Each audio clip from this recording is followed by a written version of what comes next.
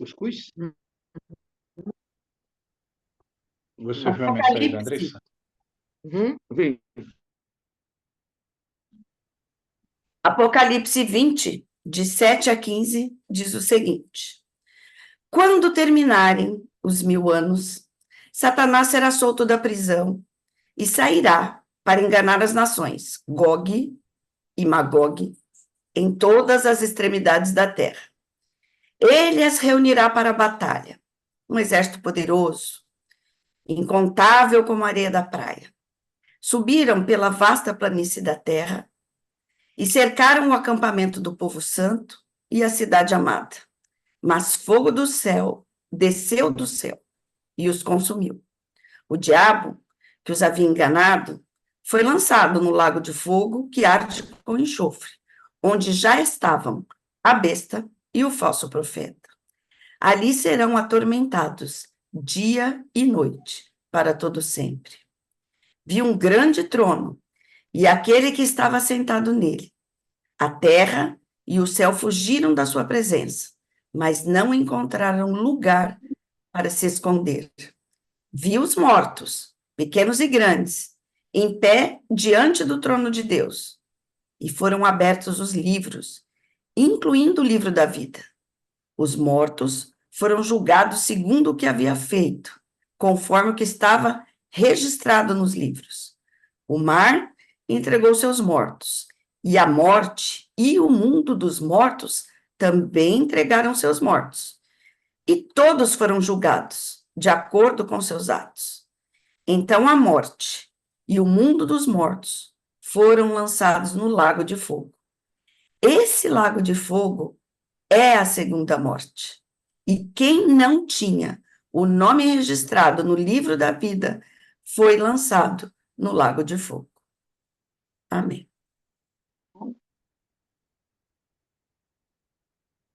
Eu estou feliz porque vamos acabar a parte do julgamento e vamos entrar semana que vem na Nova Jerusalém. Amém. Que está difícil. É aquela, como é que fala? É aquele final da maratona, pastor. O pastor que corre maratona lá, Ai, como é que é o nome dele? Ziel Machado. Pastor Ziel Machado que fala que chega a determinado ponto da maratona que ele fala: o que eu estou fazendo aqui? Eu já corri o bastante, né? Agora, mas daí vem uma força, não sei da onde, que dá esperança para ele continuar até o fim, né? Então, essa daqui é a maratona, é o finalzinho, ó, é a última energia que a gente precisa, porque daí a gente já vai para Nova Jerusalém, tá bom? Então, vamos lá. Comecem aí a falar. Eu sei que todo mundo estudou sobre Gog e Magog, então expliquem aí sobre Gog e Magog.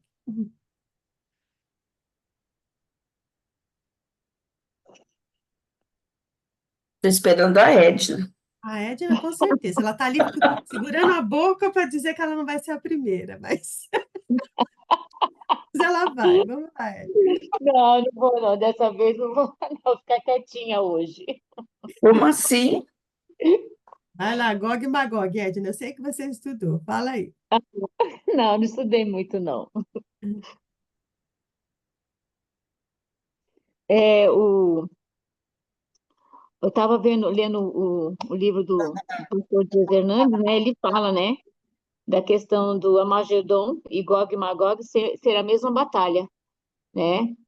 Gog e Magog a gente vê no Velho Testamento falando sobre eles também, né? As batalhas que foram lançadas no Velho Testamento falam também sobre esses dois, essas duas, esses dois nomes. É muito interessante, mas eu não estudei a fundo mesmo, não, viu? Eu só sei desses detalhes, né? Que eu já li ele no Velho Testamento, mas eu não fui a fundo dessa vez, não. Então, quem que estudou sobre Gog e Magog aí? Vamos lá. Ninguém estudou? Eu tinha certeza que... Eu falei assim, elas falam que eu sempre faço perguntas que elas não leram. Hoje eu vou fazer perguntas que elas leram. Mas ninguém se preparou hoje, né? Oh, meu Deus. Então, eu caí do cavalo com vocês, hein? Semana passada você deixou tudo para nós, hoje você ficou na Berlinda.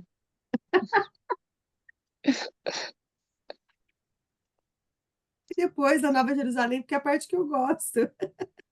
Hum, Ai, ai. eu vim aqui pesquisar, né? Já que ninguém, eu vim aqui dar uma pesquisadinha, né? Então vamos lá. Então, tá falando aqui que Gog e Magog, eles representam o inimigo do povo de Deus, né? Eles foram inimigos durante muito tempo. Parece incrível, mas eles são personagens, né, que são relatadas no Alcorão, na mitologia e no folclore, né? E a gente vê também no livro de Ezequiel, fala sobre Gog e Magog, e também a gente vê falando aí no livro de Apocalipse, né? Isso é muito interessante. Nossa, no Apocalipse, ele descreve a batalha entre o bem e o mal, né, que estará no milênio. E eles dão o nome dessa batalha de Gog e Magog, que eu já falei para vocês aqui, que é a questão do Amagedon. Então vamos abrir lá. Pode falar. Quem vai falar, pode falar. Não, Desculpa. o que eu vi foi isso mesmo, que foram duas batalhas, né? Hum. Antes e a outra durante o Apocalipse, que simboliza exatamente essa que é no final do milênio, que é a batalha que destrói completamente os inimigos de Deus e resultam nas mudanças que vão acontecer aqui no final do milênio, após o milênio. Isso foi Você viu, né? o que Vamos eu ler. vi. Vou pedir para a Mara ali, que a Mara, ou a Esther também, que as duas já estão aí com a Bíblia, né? Leiam lá em Ezequiel, capítulo 38, os versos de 1 até, pode ser até o 4, de 1 a 4. Mensagem para Gog. Recebi essa mensagem do Senhor. Filho do homem, volte o rosto para Gog, da terra de Magog, príncipe que governa as nações de Meseque e Tubal, e profetize contra ele. Transmita-lhe esta mensagem do Senhor soberano. Gog, príncipe de Meseque e Tubal, sou seu inimigo.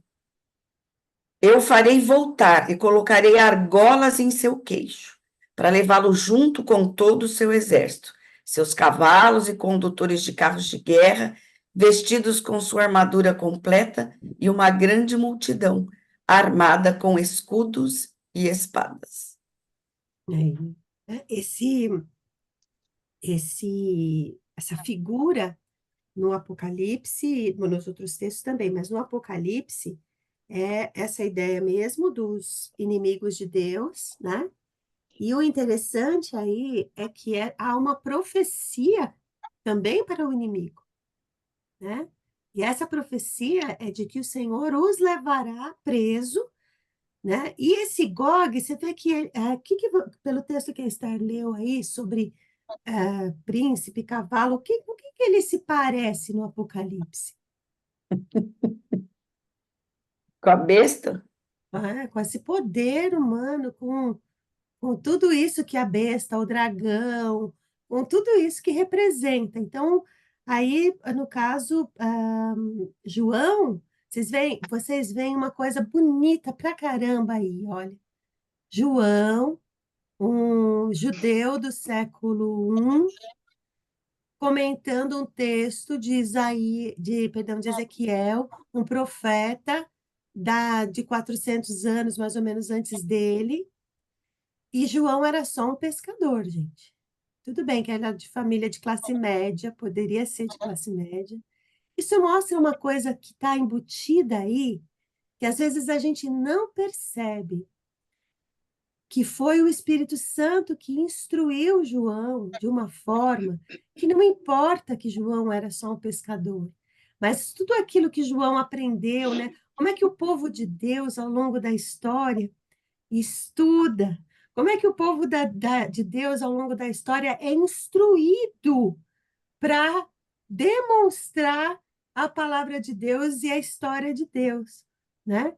Então, João vai pegar, isso é uma questão muito, para mim, né? Muito bonita nesse texto que eu não vejo ninguém falando, que é João, um pescador do século I, ter todo esse conhecimento, essa amplitude de conhecimento do Antigo Testamento. Tudo bem, os judeus eles eram letrados, né? Acho que foi a Mara que me perguntou isso. Eu não lembro se foi a Mara, ou se foi a Lúcia agora que me perguntou isso há muitos anos atrás. Agora eu não lembro, Mara, se foi você ou se foi a Lúcia. Mas o povo sabia ler, porque vocês veem, na nossa história aqui recente, de 500 anos atrás, antes de Lutero, um pouco, a leitura não era difundida, conhecimento não era difundido, né? Agora, esses homens, esses que são o povo de Deus, os selados, lá separados para poder fazer, era um povo culto. Ué, na palavra, você vê que quando os pastores vão falar do hebraico, eles falam do hebraico com tanta propriedade. João escreve isso em grego, ou seja, ele sabia falar mais de uma língua. Como é que o Senhor prepara e organiza para que a palavra dele e as profecias dele sejam perpetuadas, né? Então, ele vai pegar. O que me chamou a atenção aqui, eu brinquei com Gog e Magog, porque eu imaginei que vocês fossem falar sobre o príncipe lá, né? A terra que ele vem, eu imaginei que vocês fossem falar isso.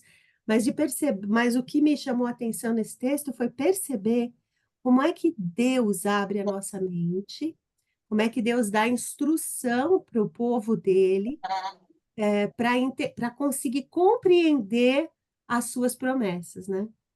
Não é bacana isso aí no meio desse texto tão duro e tão triste? Então, eu estou até me lembrando agora de Estevão, né? Você falando dessa forma, eu me lembrei dele.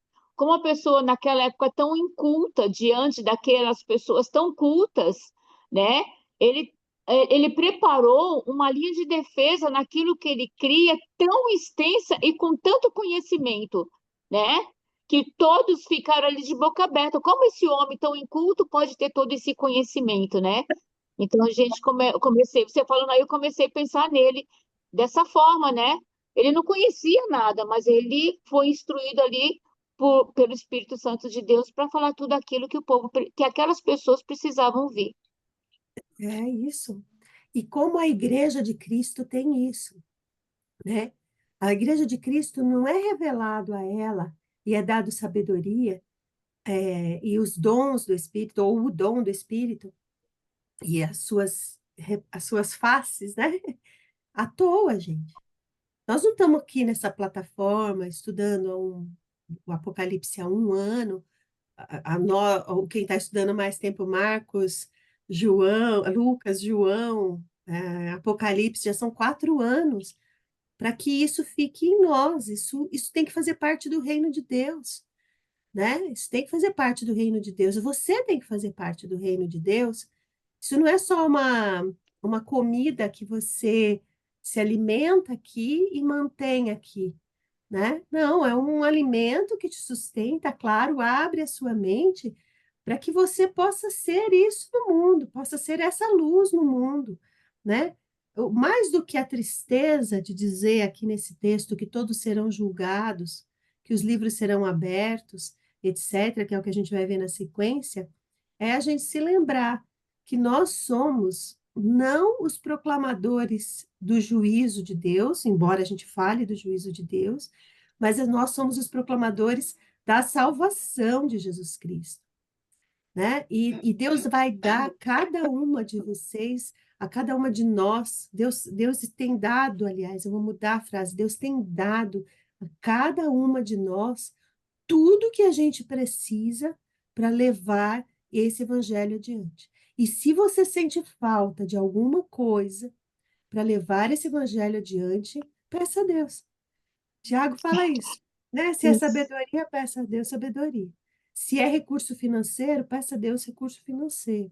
Se é paz de espírito, peça a Deus paz de espírito. Eu, a semana passada, liguei para a Esther e falei para ela orar por mim, porque eu precisava de alegria. E ela orou, me fez ficar de joelho e eu amei. Pode me botar de joelho sempre que você quiser. E eu me enchi de força, de alegria, né? Essas faces do dom do Espírito, ela é concedida à igreja. Não é possível que um homem tão simples, entre aspas, né? Porque ele era de classe média, pai tinha vários barcos, tal, mas um homem do século I tenha tanta sabedoria nele mesmo. Ele tinha essa sabedoria vinda do alto. E essa mesma sabedoria, o mesmo Espírito Santo que inspirou João, ele habita em nós. E é ele quem fala, como Jesus disse lá no capítulo 16 de João, é ele quem vos ensinará todas as coisas. Aliás, Edith, pensando nisso, nós precisamos nos lembrar que só nós temos isso. Só nós temos o Espírito Santo, só a nós Deus dá aquilo que a gente não tem para refletir, para trazer paz para esse mundo, para trazer. Eu estava colocando há pouco tempo aqui para a Edith algumas questões que eu estou vivendo aqui na minha vida ordinária, né? A gente está nesse mundo sujeito a tanta coisa, que acho que o mais difícil é isso, né? A gente se ocupa desse mundo porque a gente vive aqui. E aí fica parecendo que você é daqui, mas a gente precisa lembrar o tempo todo que nós não somos daqui. E a gente recebe um poder que ninguém recebe, que é o do Espírito Santo, para justamente trazer, refletir Deus, o amor dele, a graça dele aqui na terra para os outros. Então, assim, onde eu estou, onde eu trabalho ou aqui na minha casa, quando as pessoas estão aflitas, eu sou uma pessoa, sem falar sobre serem convertidos ou não, eu sou alguém que me procuram porque veem em mim uma paz que eles não têm, uma tranquilidade que eles não têm. Lá no meu trabalho, eu sou o tipo de conselheira que as pessoas vêm, porque eu normalmente dou conselhos sábios, né? E assim por diante, quer dizer, que se a gente for pensar, nossa, mas então eu tenho que viver só o espiritual, não, gente, é no ordinário você refletir a vida que Deus te deu e a coisa que Ele só deu para a igreja, que é, pelo poder do Espírito Santo, poder refletido. Amém. Mas recebereis poder ao descer sobre vós, o Espírito Santo. Ser-me-eis testemunhas, tanto em Jerusalém, como em Samaria, né? Toda a Judéia, e até nos confins do Brasil, em São Paulo, né? Na empresa. Eu admiro quem, em situações de pressão, reflete a paz, né? A Bíblia diz que bem-aventurados são os pacificadores, porque eles serão chamados filhos de Deus. Dos momentos que a Heloísa e a Císara estávamos muito aflitas, a Angélica e o pastor Edmilson nos chamou lá na igreja e conversou conosco, e foi uma paz tão grande que veio no nosso coração, uma certeza tão grande que veio no nosso coração daquilo que a gente precisava fazer. Isso é corpo de Cristo.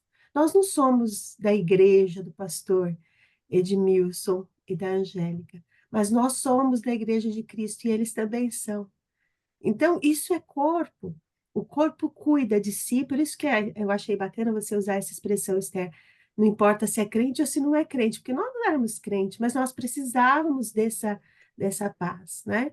Naquele momento, para a gente tomar uma decisão que foi uma decisão que não era uma decisão fácil naquele momento, né?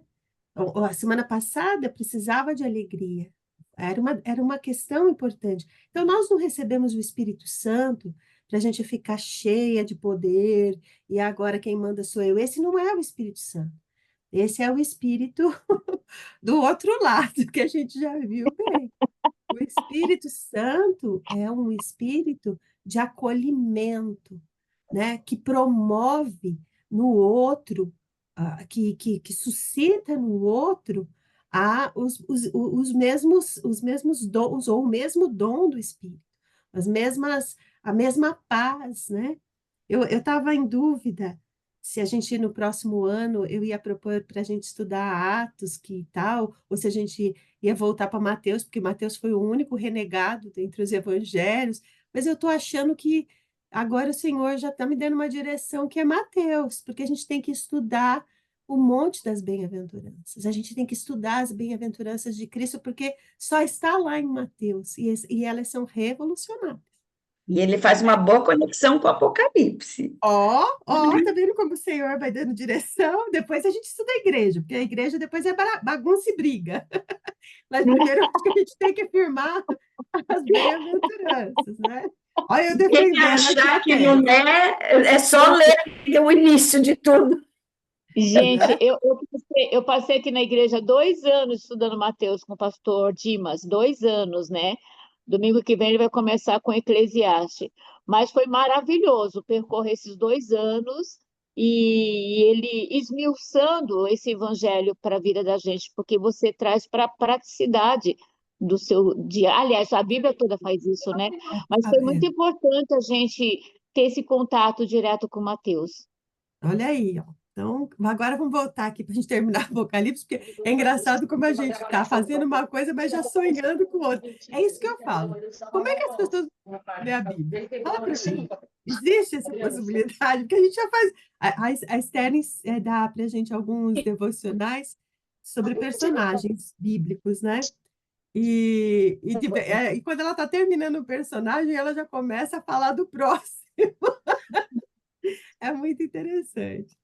Bom, vamos voltar aqui para o texto. Então, Gog e Magog representa todo esse poder humano que vai entrar em batalha, que já está em batalha, né? Mas que se reunirá em batalha contra Deus, e é um exército poderoso, assim como a gente leu lá dos cavalos, de não sei o quê, né? Tudo lá em Ezequiel 38. Aqui a gente está vendo que também tem ó, um exército poderoso, incontável como a areia da praia, né? É uma batalha. Agora, engraçado, deixa eu ver o número aqui, porque versículo 9. Subiram pela vasta planilha da terra e cercaram o acampamento do povo santo, a cidade amada. Esse texto, eu vou pedir para a Esther contar de um texto que é o primeiro texto que ela se revelou aí para a mente dela. Mas fogo desceu do céu e os consumiu. Eles vieram todos preparados para a batalha. Parece que nós também estávamos preparados para aquele momento, né? Mas quem luta a batalha é quem? Lembrou desse texto, É Esther? 2 Crônicas 20. Depois Vamos que eu ler lá. Ô, conheci Mara, esse lê texto, você agora, 2 Crônicas 20. vou falar para ela qual é bom ela começar para colocar no contexto, né? Peraí, estou chegando lá. Tem problema, a gente está com você. Tamo junto. Precisa passar pelo medo Do comecinho, Josafá. 21, 2 Crônicas 20. Vai lá, Esther. Pode qual que ser. é o...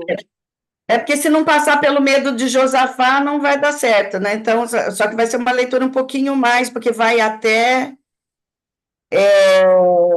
Ó, vamos Vai fazer um até resumo. Fala o texto o texto básico. Então, central. é do 15 ao 17. Do 15 ao 17. Tá. Mas aí, só para a gente lembrar que nesse começo, Josafá está com muito medo dessa batalha. Tá bom? Então já está dado o spoiler do início. Então vai lá, do E o 15 a medo é 17. porque simplesmente o exército do inimigo, quando ele olhou, já estava no quintal. Ah, tá bom.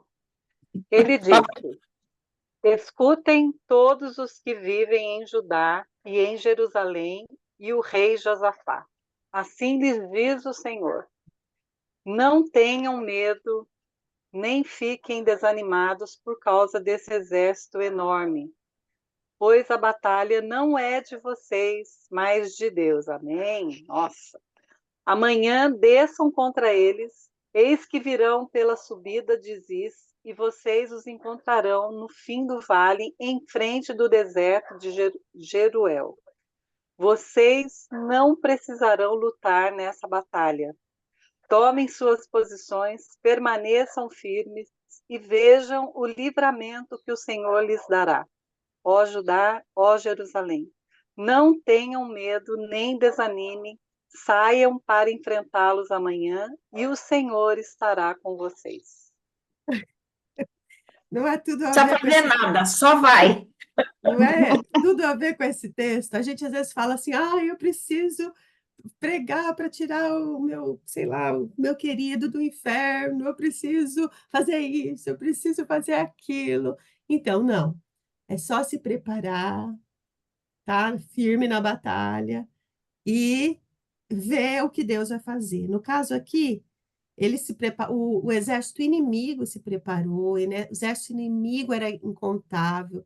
O povo, a força desse inimigo era grande, porque Satanás era o que estava furioso aí com tudo isso. Aí, mais fogo do céu desceu e os consumiu. Ponto.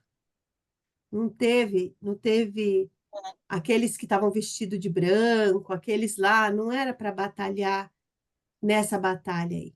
Os que estavam vestidos de branco, que seguiam o cavaleiro branco do capítulo 19, é para testemunhar, continuar testemunhando, seguindo o mestre, seguindo e olhando. O capítulo 19, o Hernandes fala até que o capítulo 19 e o capítulo 20 é a mesma batalha, só que vista sob perspectivas diferentes, né? E isso é bem interessante.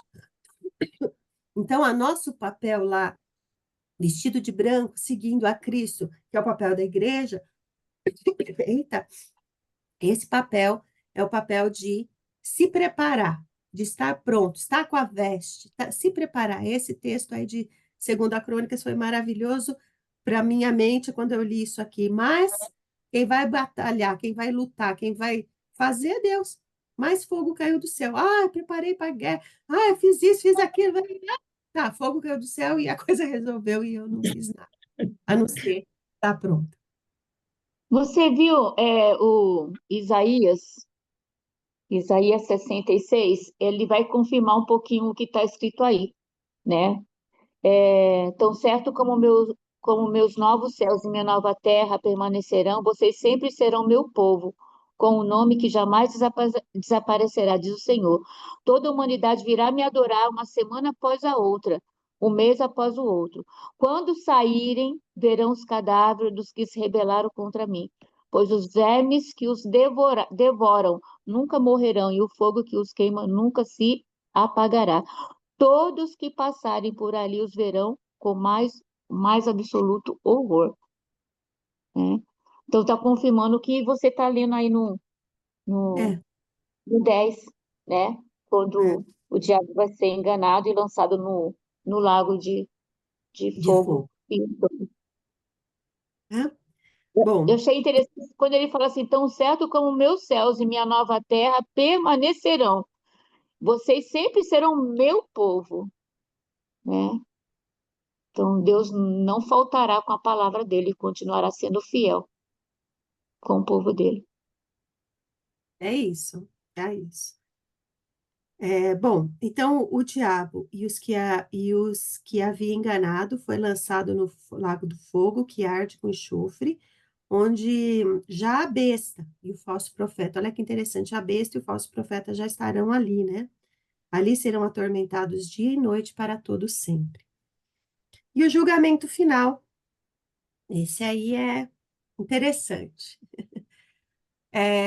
Eu acho interessante que aqueles que acham que esse aí não é o julgamento porque o povo já estava com Deus lá separado, e que só os que não eram de Deus é que ficaram na terra, para esse julgamento, tem um detalhe interessante no texto que João coloca, que parece que contradiz esse pensamento, né?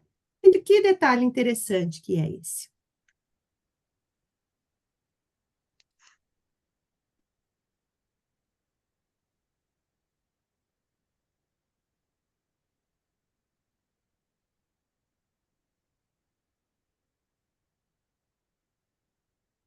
Nossa, que silêncio.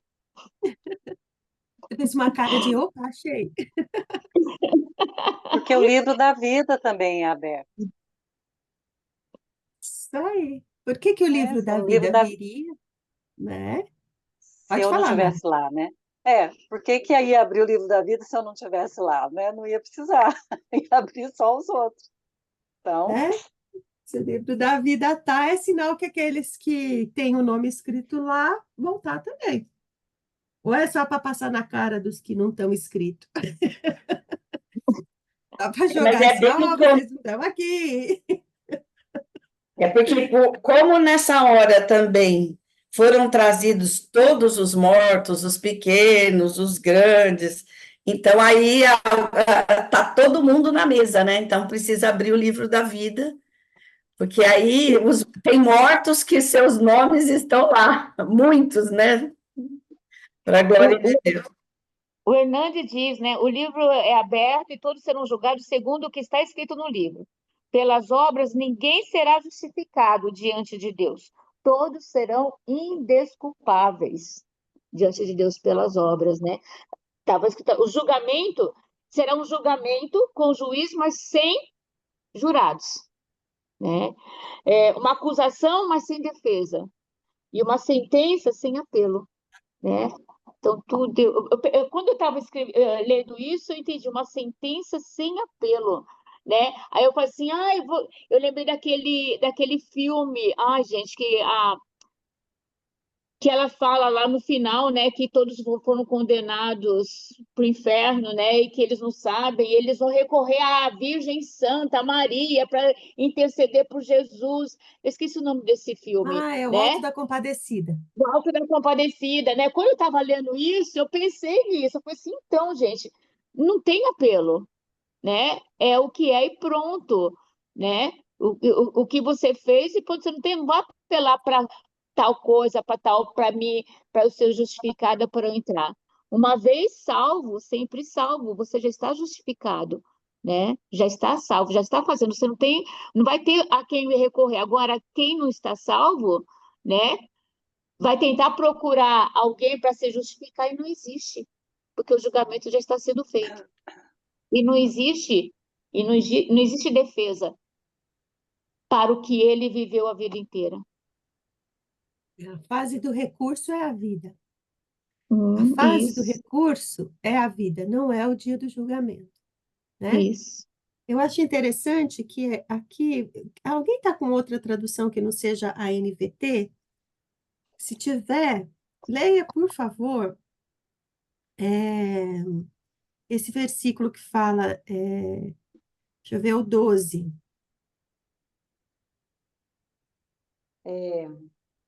Vi também os mortos, os grandes e os pequenos, postos em pé diante do trono. Então se abriram, então se abriram, gente, então se abriram os livros. Ainda outro livro, o livro da vida, foi aberto, e os mortos foram julgados segundo as suas obras, conforme o que se achavam escrito nos livros. Olha que interessante. Foram abertos os livros e também o livro da vida. O que será que são esses livros e também o livro da vida? O que significa isso? Os livrinhos que são a Bíblia, né? Não entendi, Porque, Dilson. porque lá no começo de Apocalipse, quando ele fala que dos livrinhos, lá no começo de Apocalipse a gente estudou que em algum momento os livrinhos eram trazidos, né? Os livrinhos são a Bíblia. Agora, quando eu li essa passagem, é o livro da vida. O livro da vida está lá com Deus, escrito por Ele, né? Todo já pronto. E agora nós vamos ser julgados pelos livrinhos. Os mortos serão julgados por outros livros. Para mim, me recordei da passagem que os livrinhos que são a Bíblia, né? Então seremos julgados mediante essa palavra que ficou disposta para nós durante todo o tempo, que é a Bíblia. Entendi. Na Segundo o verdade, é que o nós livrinho, né? Que João recebe e ele é dado para ele comer, né? E ele era Isso. doce na boca, mas amargo no estômago, né? E, É, e mas é aí agora interessante. me deu a ideia de que seremos julgados pelo que nós aprendemos, pelo que nós colocamos em prática, pelo que nós fizemos, segundo os livrinhos que nos foram Então, vamos dispostos. só corrigir uma coisa: não eram livrinhos, era um livro pequenininho, Sim, que um era a livro, é. mensagem. Mas aqui ele fala, e foram abertos os livros, e também o livro da vida, incluindo o livro da vida. O que será que significa esse? Bom, vamos começar então pelo que é mais fácil. O que é o livro da vida? Esse é mais fácil, que esse a gente já viu várias vezes, né? Onde está nosso nome lá escrito, né? O meu, tá, Jesus garantiu. Que não A está lá, caligrafia. né? Não, Jesus escreveu lá. O livro da vida é o livro que conta a história dos santos, não é isso? Sim, Ou é como um contador diria, é um inventário de nomes. Sabe quando você vai fazer uma ficha sim. de estoque? É, Tantos, tantos de tal produto a tal preço, né? O livro da vida, será que é um inventário de crente? ele vai contando, vamos sonhar? Contando a nossa história e aí vai aparecendo os nossos nomes lá. Uhum, beleza. E Eu os preferia que livros? fizesse só a partir. Desculpe, né? Não Que fala. fosse só. Não, seria legal se fosse só a partir da conversão, né, gente? Não preciso contar antes da conversão. Por quê, né? Que fosse... E assim mesmo, depois da conversão, já é um problema. Mara, eu vou te falar, Já é um fazer problema, nenhuma pensa. diferença. Todos nós fomos achados mortos em ofensa e pecado, meu bem, não vai ter jeito. Menino, mas tem gente que é mais pretinho do que eu. Tem Não, desculpa. nada, tem nada. Desculpa. Ah, eu usei uma expressão Pronto, ruim aqui, desculpa. já vai É, ser Mas consertada por vamos racismo. ver. cancelada.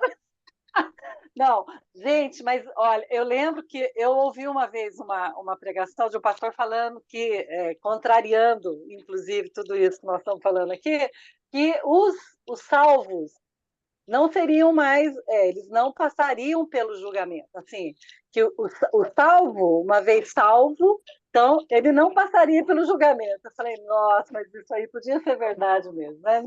Não precisa ser julgado, não precisa nada vir à tona. Estou brincando, era só para a gente.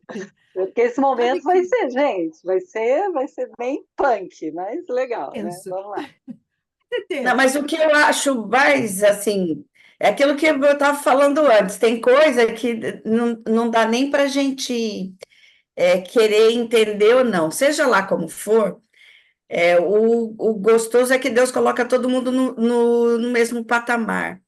O fato de você não reconhecer Jesus como Senhor te faz tão. Se você pode fazer tudo ser santinho e não reconhecer a Deus, você é tão pecador quanto mais miserável, assassino, o nome que você quiser dar para o pecado que você acha que é muito horrível, né?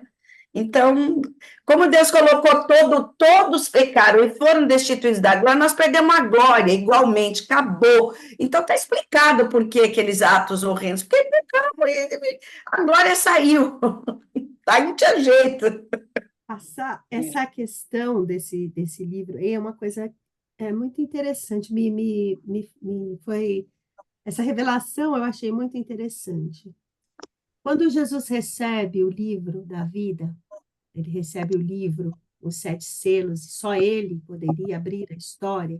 Vocês lembram que João já estava no céu quando ele recebe isso? No capítulo 4, 5 lá de Apocalipse, João já estava no céu.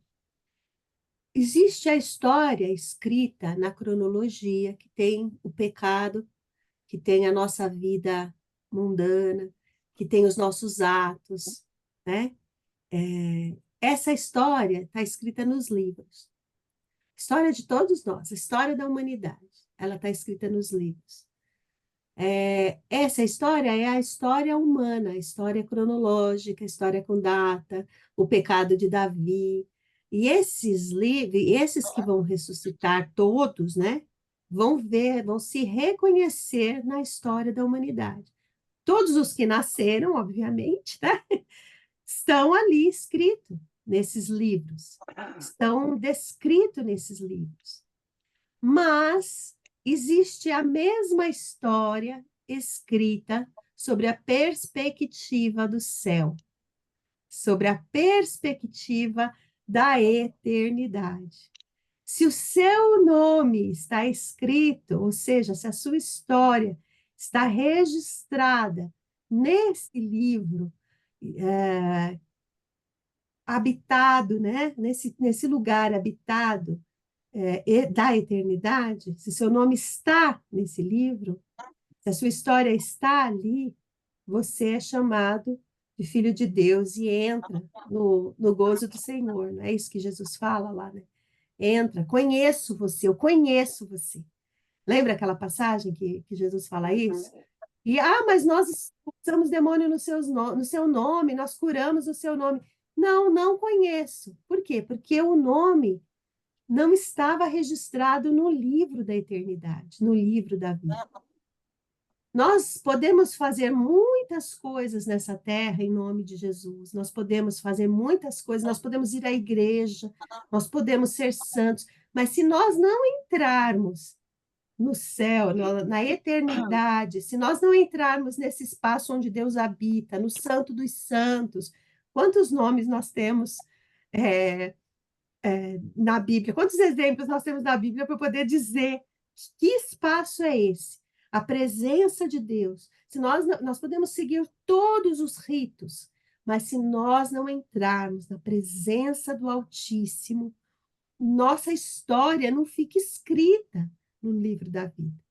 E só existe um caminho para eu entrar, para eu poder acessar isso, que é através do sacrifício de Cristo.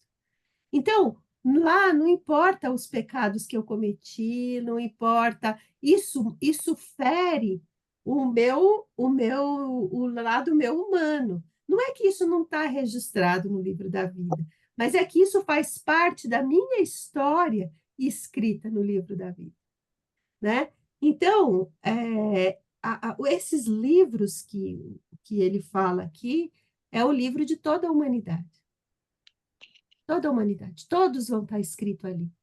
Ou vocês acham que Deus não tem o registro da história de alguém que não se converteu, né? É tão claro que tem, que você vê alguns na Bíblia que você fala, peraí, será que esse aí? Será que esse deu? Será que para esse deu? Será que para aquele não deu? Né? Porque a história de todos, está escrito tanto a história de Saul como a história de Davi. Está escrito tanto a história de Nicodemos quanto a história de Caifás.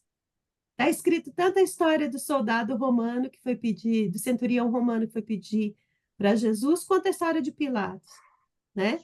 Nós não sabemos como Deus tratou com cada um para escrever no livro da vida, mas nós podemos saber, se nós habitamos o céu um dia, aqui, enquanto nós estamos na cronologia, o nosso nome vai estar lá, porque a gente faz parte dessa história eterna. Né? Então, não é só aceitar o sacrifício de Cristo, não é só chegar lá e falar, eu aceito, Senhor, e tudo bem. É entrar, ó, aquele ladrão na cruz, o que ele pede para Jesus? O que o ladrão da cruz pede para Jesus? Lembra-te de mim quando entrares. Escreve meu nome no livro da vida. Quando o Senhor entrar lá naquela eternidade, lembra-te de mim. E Jesus fala o que é para ele? O seu nome vai estar escrito, sua história vai estar escrita. Mas ele foi isso, na terra foi aquilo, na terra não importa. O nome habita a eternidade, e ele só pôde habitar a eternidade, porque ele pediu para aquele que é o caminho. Senhor, eu quero que a minha vida esteja atrelada à sua história eterna, e não à história que eu tenho aqui. Não importa se eu tive muitos carros aqui, como o Gog aí, né? Se eu tinha um exército enorme aqui, se eu tinha... Por que aqueles irmãos, às vezes mais simples, né? Que a gente olha assim com... Não tem, parece que não tem nem sabe escrito. Por que que eles têm tanta certeza de que o nome deles está escrito no livro da vida? Porque eles entraram nesse espaço onde Deus habita, né? E nós... Fala, Edna. Então, aí eu lembrei da parábola do lavrador, né? Que ele foi de manhã e chamou pessoas para trabalhar na seara. Foi ao meio-dia e chamou. Foi no final da tarde e chamou, né? E para todos ele pagou o mesmo valor, porque não importa o tempo, né? Mas importa a qualidade de trabalho que e você fez em qualquer momento. É o último momento, é o último respiro da sua vida. Mas você foi chamado e você foi, né? Você vai receber o mesmo salário. Não importa, no céu não importa se você é Paulo ou se você é o ladrão na cruz, né? O que importa, não agradeça pelas coisas, mas agradeça porque o teu nome está escrito no livro da vida, não é isso que é falado? Né? Não agradeça por outras coisas, né? Porque você, eu fiz tanto. Paulo não vai poder chegar lá no céu e falar, olha, eu fiz tanto pelo Senhor, eu que expandi o evangelho. Não, não foi ele, não foi o Espírito Santo, né? Então, o que é importante é que a sua história esteja escrita na eternidade. E ela é escrita na eternidade. Ela é bonita. Não importa se você fez coisas feias. O Senhor a transformou numa história bonita. O apóstolo Paulo fala que ele traz em si as marcas de Cristo. O que será que é trazer em si as marcas de Cristo? O que vocês acham? Será que são as dores que ele sofreu quando estava preso? Será que... O que será que seria essa expressão de Paulo? Trago em mim as marcas de Cristo.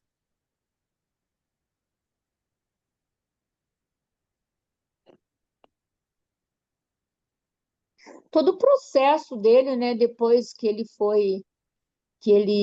teve um encontro real com o Senhor, ele passou por todo um processo de santificação, de conhecer a palavra, né? Todo o trabalho que ele recebeu, a questão de ser selado pelo Espírito Santo, né? Isso também é uma marca que nós temos, o selo, né? Que nós carregamos. E a história do Paulo perseguidor só deixa mais bonita a marca da salvação de Cristo nele. Se Paulo não fosse o perseguidor da igreja, a marca seria mais tênue, vamos dizer assim. Então, aí ele fala, mas então por isso eu vou então me gloriar nos pecados? Não, é justamente o oposto, né?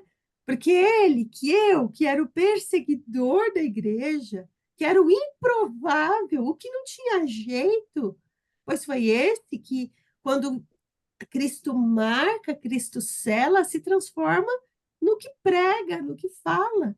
Então, aquilo que a gente fez antes da conversão, e às vezes até o que a gente faz durante o processo de conversão, só mostra as marcas de Cristo, ou seja, que ele nos purificou, que só por ele, né? É ele quem me permite estar nesse espaço. E quão grande testemunho é daquele que mais era improvável, como ele traz mais a marca de Cristo ainda. O mais improvável, quando dá um testemunho de como Cristo o resgatou, a marca parece mais profunda e toca mais o nosso coração, né? Então, não é a nossa história que vai estar apagada lá no céu e agora só vai estar escrita as coisas boas, né? A história que vai estar escrita no céu é a história de nós, de todos nós, né? Imagina a história da Esther, que é a que eu mais conheço aqui, dentre nós, a história da Esther falando, quando eu me converti, quando eu li 2 Crônicas 20, e o Senhor mudou a minha mente, porque eu era assim, mas agora eu sou assim, porque eu acreditava nisso, mas agora eu não acredito mais. Eu fui renovada. Isso é a marca de Cristo nela. Trago em mim as marcas de Cristo. Não que eu sofri por Cristo, não é nada disso.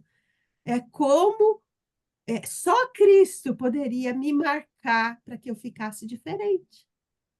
Então, não precisa apagar a sua história, não, Mara. É bonita a sua história, independente do que tenha Ô, nela. Mara, a história de Davi não está tudo escrito, mas já tem partes que foram reveladas a nós. E lá tem coisa feia, lá tem histórias terríveis de abuso, de homicídio, de tal, mas tem a história do homem segundo o coração de Deus. Então, não, Amém. porque assim, a glória do homem que ele perdeu lá quando pecou, Deus restitui de novo quando você volta para Cristo. Então, na verdade, todo mundo vai ter uma história atrás, como Davi teve, como Caim teve, como Abel, todo mundo teve a história registrada. A sua também está, a minha também está. Mas qual que é a diferença? A diferença é o que Deus fez a partir da reconciliação. Então, Amém. fique em paz, Mara. Amém. Não precisa mentir nada, não. Aliás, é assim, aí que nós vamos dar glória a Deus mesmo. Onde abundou o pecado, superabundou a graça. É isso. Amém. Amém. Você sabe que quando você... E tem o hino que fala, né? Eu perdido pecador, longe do meu Jesus. Você falando disso, eu me lembrei desse hino que deixa isso bem claro. Trago em É mim bem as legal. marcas de Cristo. Trago em mim as marcas de Cristo. Porque se não fosse ele, né? As marcas de Cristo em mim. Uma coisa interessante também nessa questão de trazer as marcas de Cristo é que a besta que saiu da terra, ela fala muitas vezes assim: você tem que ser certinho, você tem que fazer tudo certinho, para que aí você vai alcançar. O poder continua na sua mão. Poder, você pode, é você quem pode, a escolha é tua, fazer tudo certo. Mas isso não é a voz de Jesus. E Jesus não fala para a gente fazer tudo errado, não é isso que eu estou dizendo. Jesus fala: aquele que chegou a mim, viva de maneira honrada como meu discípulo. Mas ele não fala: o poder está na tua mão, se você fizer tudo certinho, você vai entrar no céu. Porque se ele falasse isso, ele contradizia tudo que é o evangelho. Quem fala isso é a besta que saiu da terra. Eu amo histórias difíceis, porque as histórias difíceis de restauração no Senhor são as que trazem mais a marca de Jesus, a presença de Jesus, né? Então, vou me gloriar nos meus pecados? Não, nos meus pecados eu não me glorio, mas eu me glorio na marca de Cristo, que foi o selo, a cura para o meu pecado, né? Bom, vamos orar que nós já passamos. E depois, os que não tinham nome escrito no livro da vida foram lançados no fogo, no lago de fogo, junto com o diabo. Uma coisa que o Hernandes fala, que eu achei interessante, que eu li, é que não vai ter dois reinos. O reino de Jesus, que vai ser um reino bom, e o reino do inferno, que o diabo vai continuar reinando. Não vai ter isso. Tá? Só para vocês pensarem o que isso significa e refletirem sobre o que vocês acham que vai ser o Não, inferno. uma coisa que eu achei legal também na hora que eu ouvi ele falando, porque esses filminhos que mostram o inferno mostram o diabo lá, o chefão, o poderoso, reinando no inferno. Mas não, ele não vai reinar, ele vai estar, bom, sei lá, como todos os outros, só sofrendo, assim, só, né? Então eu achei bem interessante, assim, não é que ele vai ter um status diferente. Vai ter um monte de seguidor lá com ele, né? Obedecendo, Ele sendo mandando, atormentado por ele. Isso é E tem um interessante a dia gente para pensar acabar. sobre... Isso é interessante a gente pensar sobre o nosso conceito de inferno também, né? Mas isso eu não vou entrar nesse detalhe, porque eu não tenho autoridade do Senhor para falar sobre isso. Então, vamos lá. Vamos orar para a gente encerrar? A gente já passou bastante do nosso tempo hoje. Eu achei que o assunto não ia render e rendeu demais, né? Ai, ai. Quem gostaria de orar hoje? A Edna pode orar, Edna, por nós? Posso? Claro. Então vamos lá. Senhor Deus e Pai Todo-Poderoso, eu te louvo mais uma vez por essa oportunidade de estarmos reunidos para estudar a tua palavra, Pai. Eu te louvo, Senhor Deus, ó Pai, da certeza que a tua palavra nos dá, Senhor Deus, ó Pai, de sermos, Senhor Deus, ó Pai, salvos pela graça e não pelas obras, Senhor Deus, ó Pai. Ó que Deus, eu te dou graças porque nosso nome está escrito no livro da vida, Senhor Deus, ó Pai. Porque a tua palavra, Senhor Deus, ó Pai, entra em nossos corações e transformou nossas vidas, Senhor. Temos histórias, Senhor Deus, ó Pai, passadas, mas temos, Senhor Deus, ó Pai, o selo do Teu Espírito Santo cravado em nossos corações. E a certeza, Senhor Deus, ó Pai, que Tu virá, Teu Filho virá nos buscar a igreja, Senhor Deus, ó Pai, redimida pelo sangue do Cordeiro derramado na cruz do Calvário, Senhor. Ó que o Deus toma, Senhor Deus, ó Pai, as Tuas filhas, Senhor. Que estejamos, Senhor Deus, ó Pai, sendo luz, sendo sal, neste mundo, Senhor Deus, ó Pai, tão perdido, Senhor. Mas no mundo, Senhor Deus, ó Pai, que teu amor, Senhor, tem aflorado em nossos corações e tem nos dado a certeza, Senhor Deus, ó Pai, que o amanhã a ti pertence e que somos teus filhos amados, redimidos, chamados e salvos pelo sangue do Cordeiro derramado na cruz do Calvário, Pai. Em nome de Cristo Jesus, eu te agradeço, Pai eterno. Amém, ó Pai. Amém. A gente não viu a oração não gravou a oração da Angélica no começo, mas uma coisa que me alegrou bastante foi ver que Deus atendeu o pedido dela, né? Nós conseguimos ver o que era importante nesse texto, né? Amém. Amém. Amém.